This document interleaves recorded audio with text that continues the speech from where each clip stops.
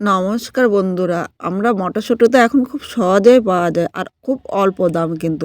মটরশুঁটিটা এইভাবে ঘরে রাখলে কিন্তু ১ বছর সংরক্ষণ করে রাখতে পারবেন। তাহলে আমি কিভাবে রাখলাম চলো দেখে নেওয়া যাক। এখানে ১.৫ কিলো মটরশুঁটি নিয়েছি। মটরশুঁটিটা তোমরা কম বেশি করে নিয়ে নিতে পারো। যেহেতু সারা বছর পাওয়া যায় না তাই একটু কিন্তু বেশি নিয়ে, কালকে আমার ১.৫ কিলো এনেছে, আজকে এইটা করব, কালকে আবার কিছু মটরশুঁটি বাজার থেকে এনে করে রাখবো। আর এইভাবে করে রাখলে কিন্তু সারা বছর আপনারা রাখতে পারবেন। অনেকের বাড়িতে ফ্রিজ থাকে না, ফ্রিজ ছাড়াও কিন্তু এই মটরশুঁটিটা এইভাবে সংরক্ষণ করতে পারবেন। আর এখন কিন্তু মটরশুঁটির খুব বেশি দাম না, অল্প দামে মটরশুঁটি পাওয়া যায়। প্রথমে সব মটরশুঁটিগুলো এইভাবে আমি বেছে নেব। খুব সাধারণভাবে কিভাবে সংরক্ষণ করবেন সেটাই দেখাবো। সবার বাড়িতে তো ফ্রিজ থাকে না, তাই ফ্রিজ ছাড়া কিভাবে রাখবেন পুরো ভিডিওটাই কিন্তু দেখবেন, খুব ভালো লাগবে।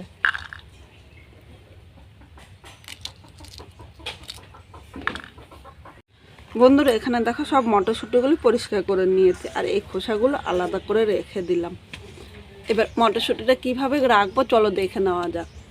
এবার এখানে কড়াইটা বসিয়ে দিয়েছি, এর মধ্যে আমি জল নিয়ে নিলাম।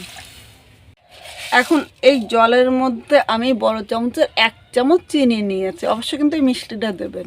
যতটা চিনি নিয়েছি তার হাফ লবণ নিয়েছি।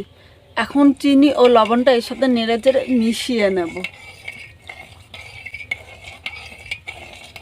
চিনি ও লবণটা জলের সাথে ভালো করে নেড়ে চেড়ে মিশিয়ে নিয়েছি। এবার এখানে যে মটরশুঁটিগুলো বেছে রেখেছিলাম মটরশুঁটিগুলো নিয়ে নিলাম। যতক্ষণ না এই নিচের মটরশুঁটিগুলো ভেসে উপরে উঠছে ততক্ষণে কিন্তু এটা জাল দিতে হবে। এর কিন্তু কোনো টাইমের ব্যাপার নেই, এটা ২ মিনিটও হতে পারে আবার ৫ মিনিটও হতে পারে। কিন্তু যখনই দেখবেন একটা একটা করে মটরশুঁটি উপরে ভেসে আসছে তখনই বুঝবেন মটরশুঁটিটা কিন্তু হয়ে গিয়েছে। আর খুব বেশি কিন্তু সেদ্ধ করব না। বন্ধুরা দেখো একটা একটা করে মটরশুঁটি কিন্তু ভেসে উঠছে। এভাবে সবগুলি মটরশুঁটি ভেসে উঠবে আর এই সময় কিন্তু হাতা বা খুন্তি লাগাতে হবে না, মটরশুঁটিগুলি একা একাই ভেসে উঠবে। কিন্তু আমি ঢাকা দেবো না, ঢাকা দিলে এর কালারটা নষ্ট হয়ে যাবে। চিনি দেওয়াতে এর কালারটা কিন্তু ঠিক থাকবে।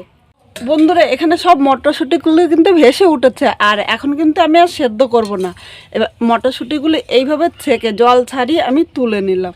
দেখো এর থেকে বেশি কিন্তু সেদ্ধ করলে এর কালারটা নষ্ট হয়ে যাবে আর মটরশুঁটিগুলো কিন্তু পুরো সেদ্ধ হয়ে যাবে, তখন কিন্তু অনেক দিন রাখা যাবে না। আর খুব সাধারণভাবে আমি করছি, এইভাবে করলে ফ্রিজ ছাড়াও কিন্তু অনেক দিন রাখতে পারবেন।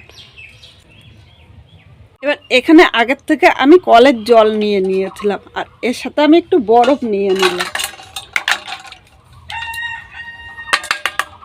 আপনারা ইচ্ছা করলে শুধু ঠান্ডা জল দিয়েও কিন্তু করতে পারেন, কিন্তু শুধু কলের জল দিয়ে রাখলে কিন্তু ২ ঘন্টা রেখে দিতে হবে। আর এরকম বরফ দিয়ে বরফ জলের মধ্যে আমি যদি এই মটরশুঁটিগুলো দিয়ে রাখি তাহলে ৫ থেকে ১০ মিনিট রাখলেই হয়ে যাবে। যেহেতু আমি অনেক দিন মটরশুঁটিটা রাখবো তাই এইভাবে কিন্তু বরফ জলের মধ্যে ১০ মিনিট রেখে দেবো।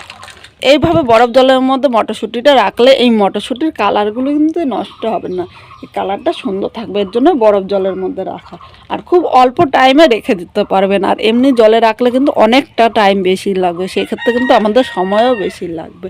এবার এইভাবে আমি ১০ মিনিট রেখে দেবো। বন্ধুরা ১০ মিনিট ভিজিয়ে রেখেছি আর দেখো বরফটা কিন্তু পুরো গলে গিয়েছে। এবার এই জল থেকে এই ছাঁকনির সাহায্যে আমি সব মটরশুঁটিগুলো তুলে নেব। মটরশুঁটিগুলো তুলে নিয়েছে, এবার এই পাত্রটা সরিয়ে দিলাম। এখন এইভাবে আমি এই বাটির মধ্যে রেখে দেবো, তাহলে এর মধ্যে যেইটুকু জল আছে জলটা কিন্তু পুরো পড়ে যাবে।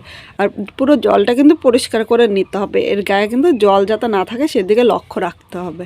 এবার একটা কুলার উপর আমি একটা পরিষ্কার কাপড় পেতে দিয়েছি, এবার এই কাপড়ের মধ্যে আমি মটরশুঁটিগুলো নিয়ে নিলাম। এখন কিন্তু মটরশুঁটিগুলো রোদে দেবেন না, রোদে দিলে কিন্তু শুকিয়ে যাবে আর এই কালারটাও নষ্ট হয়ে যাবে।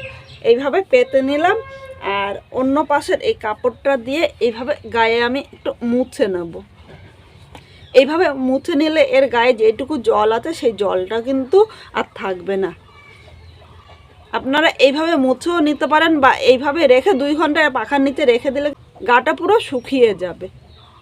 এইভাবে কাপড়টা দেখো এই সাইডটা ভিজে গিয়েছে, আবার আমি একটুখানি এই পাশটা সরিয়ে নিলাম।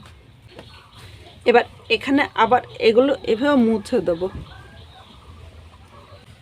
এর গায়ে কিন্তু জল ভাব নেই, কিন্তু হালকা ভিজে ভিজে ভাব রয়েছে। তাই এইভাবে আমি 30 থেকে 40 মিনিট রেখে দেবো, আর রোদে রাখবো না, এইভাবে ঘরেই রেখে দেবো, তাহলে এই গায়ের জলটা কিন্তু টেনে নেবে। বন্ধুরা 30 মিনিট পর চলে এসেছি, আর মটরশুঁটিগুলি দেখো একদম গা কিন্তু শুকিয়ে গিয়েছে, আর রোদে দিইনি, এইভাবেই কিন্তু গাটা শুকিয়ে নিতে হবে। এবার এই মটরশুঁটিগুলো এরকম ঢাকনি শুধু একটা কৌটোর মধ্যে নেবেন। এবার এই ঢাকনি শুধু কৌটোর মধ্যে আমি সব মটরশুঁটিগুলো নিয়ে নেব। এইভাবেও রাখতে পারেন, বা যে ফয়েল পেপারগুলো আছে ওর মধ্যে করেও কিন্তু রাখতে পারেন। এইভাবে কিন্তু আপনারা 1 বছর এটা সংরক্ষণ করতে পারবেন ফ্রিজ ছাড়া। এইভাবে ঢাকনিটা একদম আটকিয়ে রাখবেন যাতে বাইরের হাওয়াটা ভেতরে না ঢোকে। এইভাবে 1 বছর কিন্তু সংরক্ষণ করা যায়, আর এত সহজে যে করা যায় তোমরা কিন্তু একবার দেখলেই করবে। আর এটা এইভাবে রাখলে কিন্তু একটু নষ্ট হবে না, যেরকম মটরশুঁটি সেরকমই কিন্তু আপনারা পাবেন। আর অনেক সময় দেখা যায় যে এখন তো পাওয়া যায় খুব সহজে, মটরশুঁটিটা পাওয়া যায় না, তাই এই মটরশুঁটিটা কিন্তু অনেক কাজে আমাদের ব্যবহার হবে। বন্ধুরা ভিডিওটা কীরকম লাগলো অবশ্যই কমেন্ট করে জানাতে কিন্তু ভুলবেন। আর তোমরা কোন ধরনের ভিডিও দেখতে চাও সেটাও কমেন্ট করে জানিও, তাহলে তোমাদের সাথে সেই ভিডিওটা কিন্তু আমি শেয়ার করতে পারবো। ধন্যবাদ।